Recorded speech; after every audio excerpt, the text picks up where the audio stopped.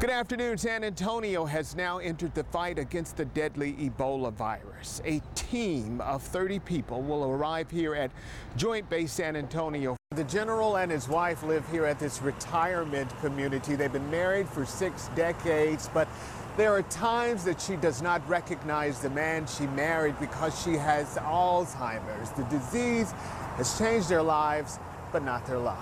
At the end of the day, Bird admits that she and Dolezal have made the same decision about race, just for different reasons. Marvin Hurst, KENS 5, Eyewitness News. That I've been on air. As you can hear, that was gunfire. Firefighters have been fighting this massive fire. Police are trying to develop information on suspects in this case. Meanwhile, the victim is recovering from a violent attack on the day he turned 14. Things are nearly back to normal after an overnight storm sent trees toppling onto streets and had water rising from creeks like this one. So we heard so much about Tressie, we decided that we should go in and see if she would show herself to us. So come on, let's go ghost hunting. He was parked over there. His truck ended up right here.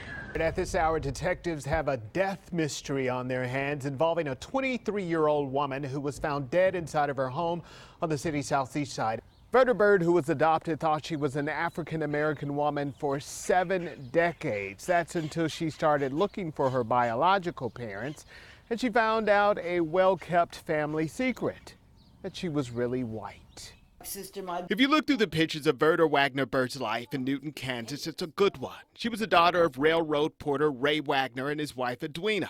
Life was good. I'm comfortable with being a black woman. The couple adopted her back in the 1940s. She found out but never questioned her race. But her story of privilege and progress turned over a shocking page. At age 70, she found out she was white. And I grew up not questioning birth or anything else because it was never told to me that I was born white. Missouri adoption records show she was born Jeanette Beagle, the daughter of Earl and Daisy Beagle, Caucasian transients. Jeanette became a ward of the state after her father walked out on 10 kids and her mother fell nearly 30 feet in a trolley accident. I wouldn't go back to my birth name if I had to. Jeanette Beagle does not fit Verda Bird. Jeanette Beagle does not have an education. Jeanette Beagle has no Social Security money because she never worked. She never even went to kindergarten. And Verda Bird, who was ripped from her white heritage, has definite opinions about Rachel Dolezal, the former NAACP leader who chose to be black. Why are you so upset with her? Because she lied about her race. I didn't lie because I didn't know. At the end of the day, Bird admits that she and Dolezal have made the same decision about race, just for different reasons. Marvin Hurst, KENS 5, Eyewitness News.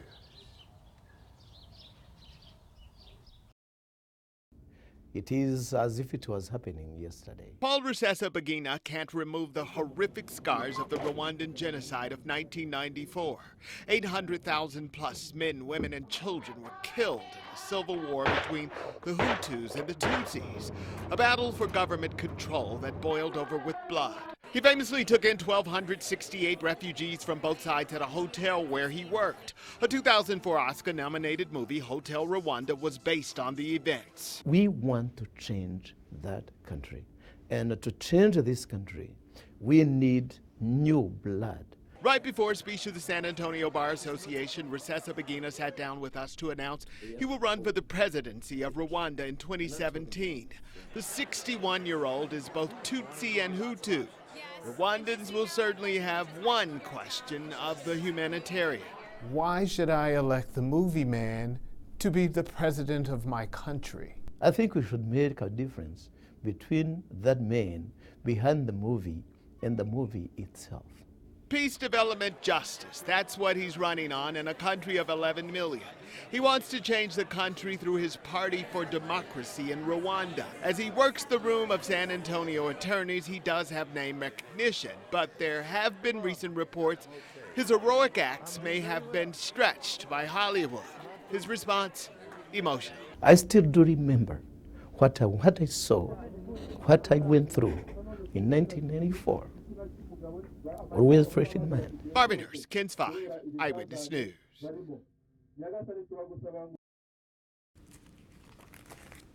I mean, there are some kind of sad things. There are programs for babies who died.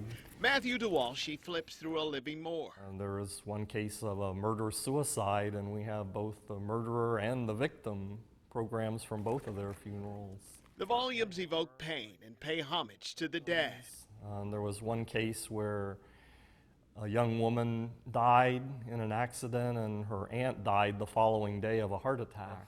The Texana Genealogy Department at San Antonio Central Library is archiving the obituaries of African Americans. And we thought, you know, this is an underdocumented segment of the population that really needs to be represented. So 10 years later, they have 4,500 obituaries. Tuskegee Airmen and Negro Baseball League players and local politicians and doctors and lawyers and famous business people.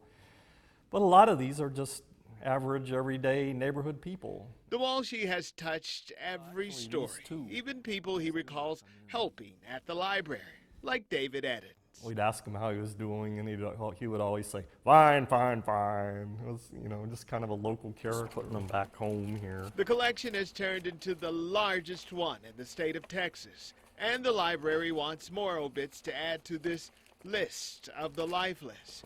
And for the man who has so many obituaries at his fingertips, he hasn't thought about his own.